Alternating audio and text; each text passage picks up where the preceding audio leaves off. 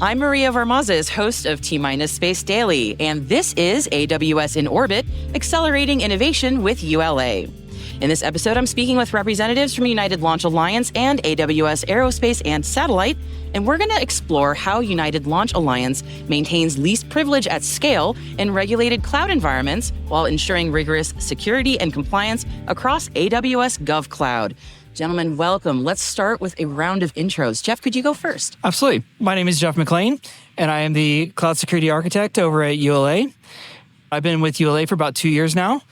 So it's kind of my first kind of foray into the aerospace industry, and it's been a fun ride ever since. Awesome. Thank you. Over to you, Clint. Yeah, hello. I'm Clint Crozier, Major General retired, having served 33 years in the U.S. Air Force and the U.S. Space Force, flying satellites and launching rockets my entire career. And today I have the privilege of leading the global space business at Amazon Web Services, helping bring advanced cloud technology to the space, aerospace, geospatial industry, from commercial companies to government organizations to academic and space agencies around the globe. And I literally believe I have the best job on the planet. Well, it is a very exciting time for ULA right now. Vulcan just receiving its official certification from the U.S. Space Force for national security missions. That is huge. That is and huge. Already 163 successful missions as of this recording. Jeff, can you tell me a bit about how ULA maintains that high reliability standard while continuing to innovate? Yeah, so I mean, 160 missions is an amazing accomplishment, and we're very proud of that with a 100% success rate. But it really does come from our people and just the amazing talent that we have and the pedigree that they bring. And going back all the way to the early days, the Atlas and Delta series rockets have really been a workhorse, and it's something that NASA and Air Force has progressed over the years and all the way up to the current Atlas V and just retired Delta IV series. And then, we're taking all that and kind of bringing that all together and trying to kind of up the game on it and put all that into our Vulcan rocket. Like I said, just got certified, so we're very proud of that. Absolutely. Now, Clint, I would love to hear a bit about the evolution from what you've seen over your career to where we are today. Can you tell me, take me on that journey a bit? Well, I mean, so many things. The whole time I was launching rockets, flying satellites, it was one rocket, one satellite. And today we're launching dozens to multi-dozens to more than 100 satellites on a single large launch vehicle. And that's a game changer just in terms of cost and capability and everything else. So that's certainly one thing. The other thing that's really interesting to me is having sat in the blockhouse, as we called it, running the launch countdown, getting ready to launch a rocket, putting a national security satellite into payload. I can think about a time where somebody would say those dreaded words on the countdown net, red range, or red booster, or red satellite, signifying that there's a problem somewhere in the countdown. Mm-hmm. And we would literally, depending on the problem, have to start flipping through reams of binders and documentation to try to identify what's the condition, can it be resolved, how do we resolve it, have we ever seen it before, what was the weather pattern, what's the pedigree of the part. And today, moving that sort of data to the AWS cloud, it's searchable and discoverable within seconds. So what might have taken an hour to resolve a relatively routine issue, now with the power of advanced technology, you can do a queryable search, identify the specific activity. Have we seen it before? What's the fix action? And you can do that within seconds in enough time to save the potential launch that day, rather than having to stand down on the launch and come back in and reset the pad and try to launch again the next day. So, I mean, those are a couple of really big changes that I've seen.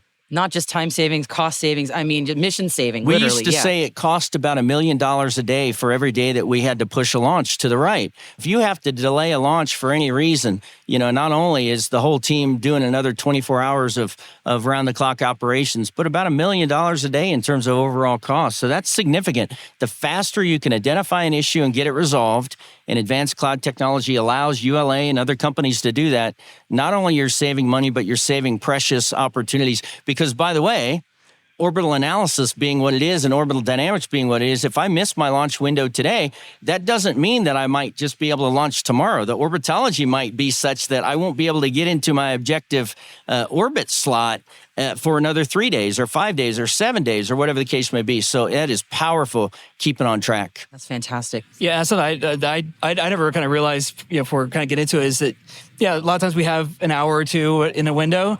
I've seen 3 seconds. Oh, man, yeah. And if you miss that 3 seconds, yeah, then yeah, you may not get another chance. 3 seconds, my goodness. Yeah. Precision. They can be. So, and one thing I really was emphasized when I first got to ULA is everybody in the company has the ability to stop a launch. Yeah. If we see a problem in whatever system that Red we're range, responsible, red booster, then, red rocket, then we can stop it. Yeah. That's critical. And that's, by the way, that's how you've gotten to 163 consecutive successful launches, because everybody takes that business so seriously, is so good at what they do, but takes flight safety so seriously. That accountability really matters. Yeah. I mean, that speaks so much to the importance of the mission and what people are taking on, and they understand that. That's incredible. The amount of care we took with human space flight was the exact same care that we give with any other client's payload. And that's how you get to 100%.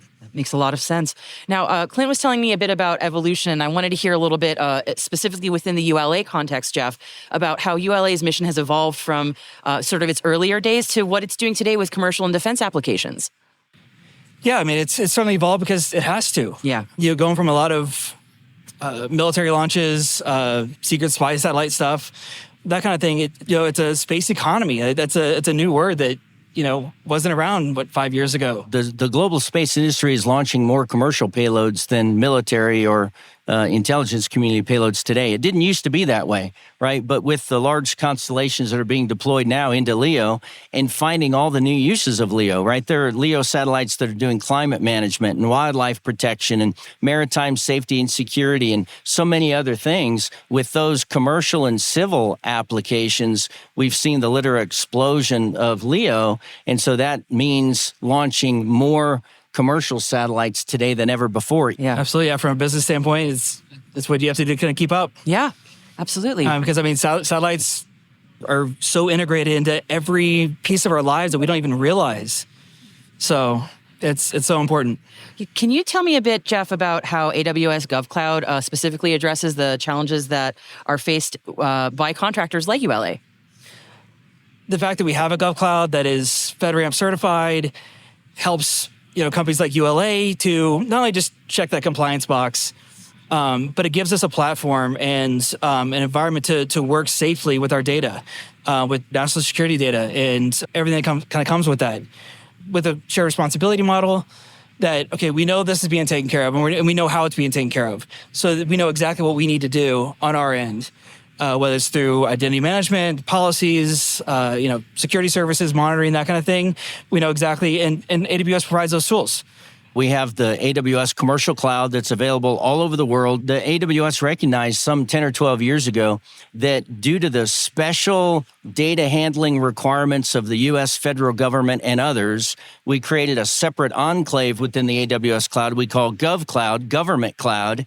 And it's operated, staffed, controlled, and managed by U.S. citizens only, so that we can manage to the higher level of the U.S. government's data security requirements. And so almost any company that's wanting to do business with the U.S. federal government, or certainly the Defense Department or the intelligence community, will need to operate on GovCloud because, as Jeff has said, we've pre-certified FedRAMP and other government security requirements, so that when you come to GovCloud, rather than having to go out and create your own authority to operate and your own security management and architectures, that's already built into GovCloud. In fact, we hear from a lot of government agencies when they tell us a customer submitted a proposal on AWS GovCloud, they say, oh, well, we don't even need to worry about your security compliance. If you're on GovCloud, you're good. And so that's why we built that capability, and I'm so glad ULA is able to leverage that for its critical mission capability. Yeah. It sounds like AWS was a sort of natural choice in this case for ULA for the digital transformation that you all are going through. Absolutely. Yeah. Can you tell me a bit about that? So I joined ULA about 2 years ago, and we were very early on in the cloud journey, if you will. So on my first day, Wynn did the orientation, that kind of stuff, and then the CISO came and picked me up, took me to his office, immediately sat down with our CIO, and had a great conversation about his vision for the cloud and how ULA is going to kind of get there. But one thing he said was we're working on our 25 and 25 initiative. So we were looking to get 25 rockets in orbit by 2025. This is, kind of early 2023. Right, yeah. At that time in that year, we launched 3 rockets for a company that really does, on average, about 10 to 12 a year over our almost 20-year history. So hearing 25, that was a big number at the time. Yeah. Especially for us. So can you share, what are some of the AWS tools, capabilities? How are you leveraging AWS that's enabled you to hit that 25, right? What are the ways you're leveraging AWS today? Even on the enterprise side, we leverage a lot of high-powered computing, HPC, for things like telemetry analysis and what we used to have on-prem, clusters to do that. And it costs tons and tons of money.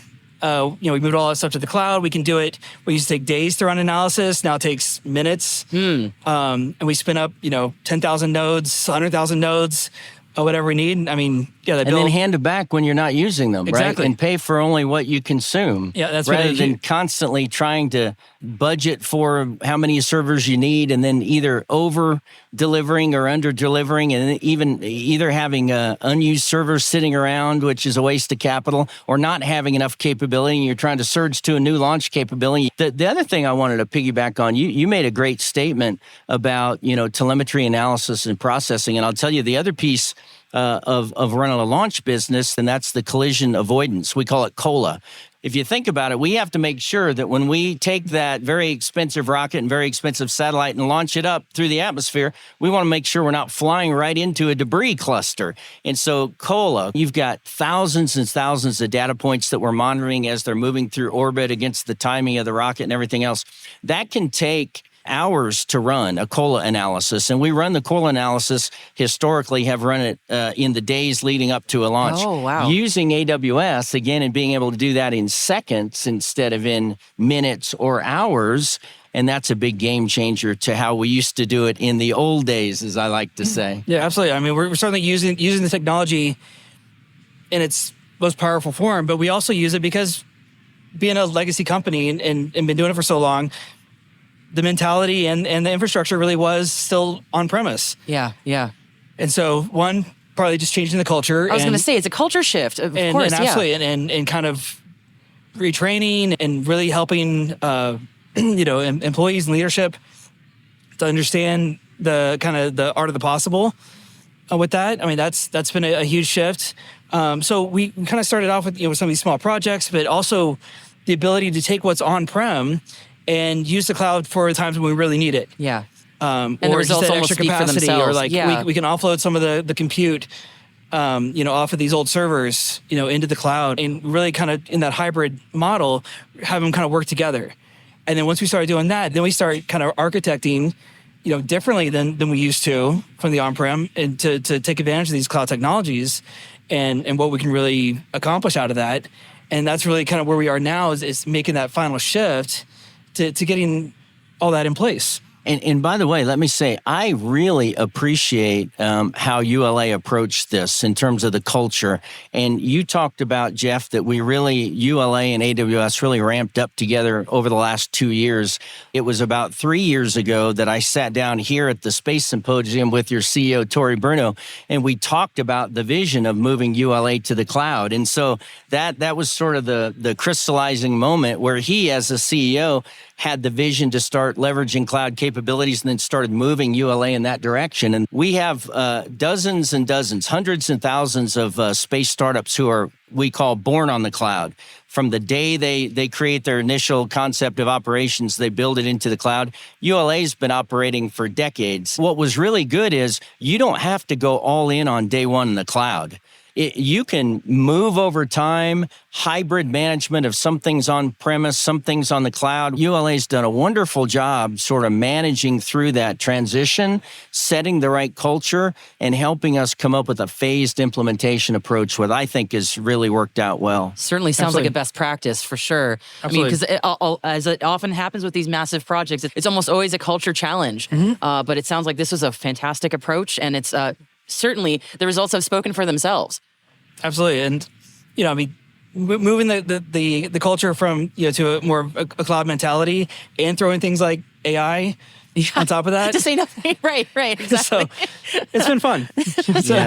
But no, ULA's really embraced it, and it is because of people like Tori Bruno who understand the value, understand the capabilities, and where we need to get. Yeah. And to have that support and that buy-in from the top has been 100% reason why we can do what we do. Absolutely. Well, gentlemen, as we're sort of getting towards the conclusion of our chat today, I want to look ahead a little bit. And Clint, I wanted to start with you and ask you about what your view is of the relationship between commercial and government space programs as they evolve over the next 5-10 years, or where you think we're headed. Yeah, well, I'm really excited to say I believe we're headed in the right place, and we're headed there for a couple of reasons. When I was growing up in the space industry, right, some 40 years ago, contractors built our satellites, to be sure, but we managed our own contract management. We operated our own satellites. We developed our own capabilities. And it was a very tightly controlled thing by the military and highly classified. As we've seen over the last couple decades, there is as much or more innovation coming out of the commercial market than happening in the military. And between the Defense Department and the intelligence community and NASA, with budgets being under pressure the way they are, the U.S. Air Force, U.S. Space Force, NASA, National Reconnaissance Office have all recognized that they can save a lot of money by leveraging the commercial space market and then employ that limited resources back into those things that make the most difference for their mission. You've got commercial contracts with companies going to the moon and going to Mars on behalf of NASA. We've got space exploration going on. We've got U.S. Space Force leveraging commercial contracts with ULA and others. And so I'm really excited as we look forward to see the continued government commercial integration, and I think that will only increase. Fantastic. Your thoughts, Jeff? And actually, on that same note, I think something that Tori Bruno really kind of preaches, and what we're seeing in the space industry and the competition and the variety of providers is a really good thing for the industry. And so we really believe in that. You talk about, governments using commercial providers to do a lot of different things. To have all these industries kind of come together and work together, it's been amazing to see. What's the next thing you see cloud utilization for ULA? I mean, Sure. Where as the cloud engineer, cloud architect, what would you like to see the cloud provide you next? Can we? We're still, looking ahead to what the next thing is, but I think really for us, it's going to be really important to moving toward, more of that HPC use. High performance compute. Yep. To really optimize our analytics in a timely fashion. But also we're moving to a lot of microservices. And to be able to take our applications and just kind of plug in these parts using services like Lambda to really build out these architectures in a very scalable, repeatable way, and then take that and then move that into infrastructure as code and put the security around it and do all the things so it's very repeatable, very scalable, and that's where we know we need to be. Excellent. Thank you. So Project Kuiper is launching imminently, and I would love to hear your thoughts about this because this is a mission that we're all just really, really thrilled to hear about. So your thoughts. Absolutely. From ULA's perspective, yeah, we're immensely excited about it. And with the partnership with Amazon, we know that Kuiper as a whole to provide communications to underserved and unserved areas of the world, it's a huge step for mankind. And to, again, provide options for people. Yeah. How does it represent a new direction, perhaps, for ULA's commercial launch? Like I said, traditionally, yeah, we've done much more, government missions. So this is a big deal for us because there are a lot of launches. So becoming a big focus area for ULA. Absolutely. I will say it's a huge vote of confidence from Amazon too. And for your listeners that may or may not know, Kuiper belongs to Amazon. AWS belongs to Amazon, but Kuiper and AWS are separate legal entities. Although the Kuiper team is actually building and operating on AWS, just like any space organization or launch organization or satellite organization anywhere in the world, they recognize the value of cloud and are building on AWS. But from Amazon perspective, what a tremendous vote of confidence in trusting ULA, a really big deal for ULA, a really big deal for Amazon Kuiper. And as somebody who supports both of those teams at AWS, you've got to be pumped. I can't be more excited for my two partners at Kuiper and ULA for the success of the launch. Absolutely. And we're also starting Kuiper on Atlas. And then we're going to move to Vulcan, right? So that's also exciting. But also from our perspective, from our developers and all that, we have a single platform with all the government missions. Every mission was a kind of one-off, writing millions of new lines of code every time. That's a really good point. And with Kuiper, we're going to be able to streamline that process. We're going to be able to really dial it in. So whenever they're ready to launch, we don't need to say, oh, we need 2 weeks to, do all the telemetry data and all the testing and all this stuff. So it's really going to just make that's things a lot a really easier. good point. All Vulkan all the time. In the days of Boeing and Lockheed, and then became ULA. We had Titan 2, Titan 4, Atlas 2, Atlas 3, Atlas 5. All those different configurations, and they all take some specific expertise and nuance, focusing on a single launch platform in Vulkan, which has so many upgrades and improvements and modifications and capabilities. It's going to be extraordinary. And having that as a dedicated launch platform for Kuiper moving forward, that's really going to be a game changer and allow ULA to put all of its energy and effort into securing those launch capabilities. And we're just proud at AWS you're trusting us as a partner to do all that in that critically important mission. We're so happy you trust us to do that. So. Awesome. I want to give you both the opportunity to say any sort of closeout final remarks.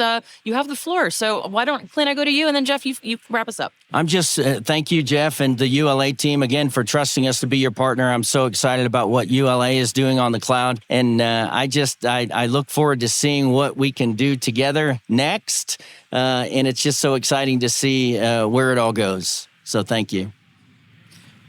And absolutely from the ULA perspective, again, we're so excited to be in this next phase of our evolution as a rocket company. And, certainly having, partners like AWS are getting us to where we need to be. And as someone who's new to this industry, it was, I guess, quick stories on my, interview for ULA, when the last questions, when they're like, hey, do you have any questions for us? The only question I had was, does it ever get old? Because we've all been in those jobs where it sounds amazing or whatever, and then 6 months in, you're like, oh, it's just same thing, just over. And every single one of their answers, absolutely not. Yeah. And that was the kind of vote of confidence that this is an exciting industry. This is where I want to be. Oh, that's great. And this is an industry that's moving forward. And every time that, whether it's 3 o'clock in the morning or 3 o'clock in the afternoon, watching that rocket go off, it gives me chills. It's so amazing. We've kept you so busy, heads down on building out the cloud architecture and cloud security architecture. Have you actually been out on the pad on a launch? Have you gotten to see a few of those yet? I have not. Okay. So again, I know you're relatively new to ULA and the launch business. You're doing important work with cloud security, but I know you will have an opportunity out there soon. And I will just add to that vote of it never gets old. And I can't wait for you to experience that first one. As a kid that grew up in the 80s, watching the shuttle program, very influenced by Challenger. And what happened there. Yeah. And understanding, even as a 5-year-old, what that really meant. Yeah. And just kind of following it kind of ever since then. It's a dream come true to be involved in this in any way. Well, in the past, in my day, ULA and other launch companies needed a lot of propulsion and rocket engineering expertise. Now they need a lot of cloud engineering and security experts. So welcome to the space mission as the cloud security architect. Well, thank you. Welcome.